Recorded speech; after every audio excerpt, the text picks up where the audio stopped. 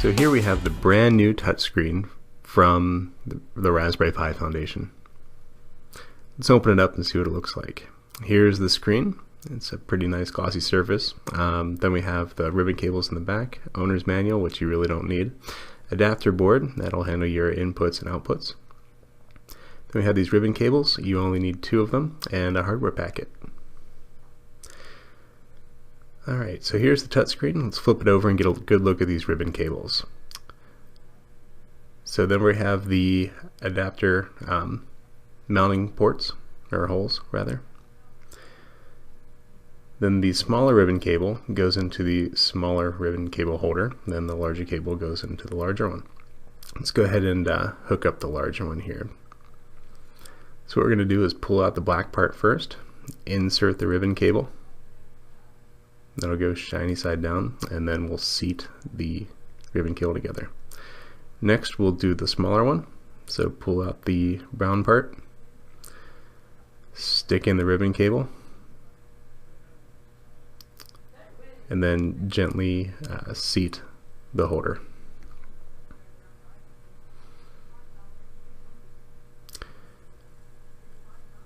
Next we're going to dump out our hardware packet here. We're going to grab the 4 standoffs and screw them into each holder.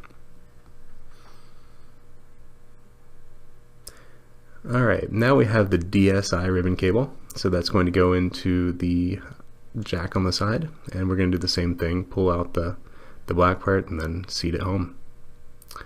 Alright, now we have our Raspberry Pi. We're going to mount that DSI connector towards the end there. Bend the ribbon cable over backwards and put that one in as well.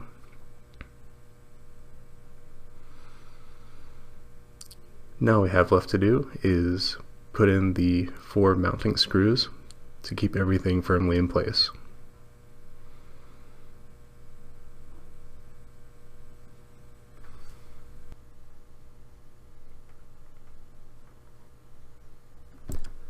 Alright, now that we have our screws secured, we just need to run power to the Raspberry Pi. You can do this a couple ways.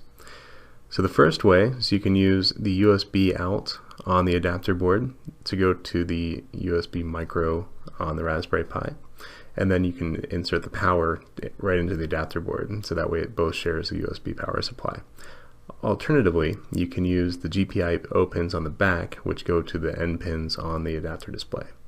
Now this is very important to get right, so if in doubt, follow the instructions online. But you need the first pin and the last pin on the adapter board. You can take the positive and plug it into pin 1 on the Raspberry Pi here, and we'll take the negative and plug it into pin 3.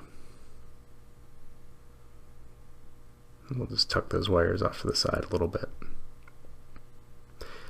Next we're going to take our Raspbian image, and we've already loaded ours and updated it using apt-get update upgrade. Next we're going to plug it into a cell phone power supply here, and we've also connected a USB keyboard to make typing easier. Let the whole thing boot up.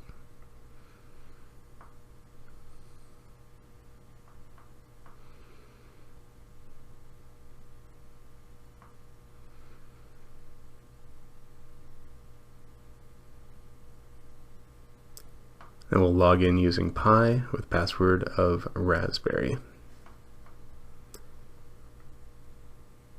Next we'll type in startx, all one word, to get it to boot into the desktop environment. And this can be later configured using raspi config so that you don't have to type into the terminal every time. So you can see the touchscreen is pretty responsive. You can click around on here and drag things. And we'll go into the menu, poke around a little bit, we'll go to accessories and open up the calculator. As you can see, typing really isn't much of an issue. It works pretty well. Make things bigger, make it smaller. Navigation works pretty seamlessly. And there you have it, kind of an all-in-one input display solution for the Raspberry Pi.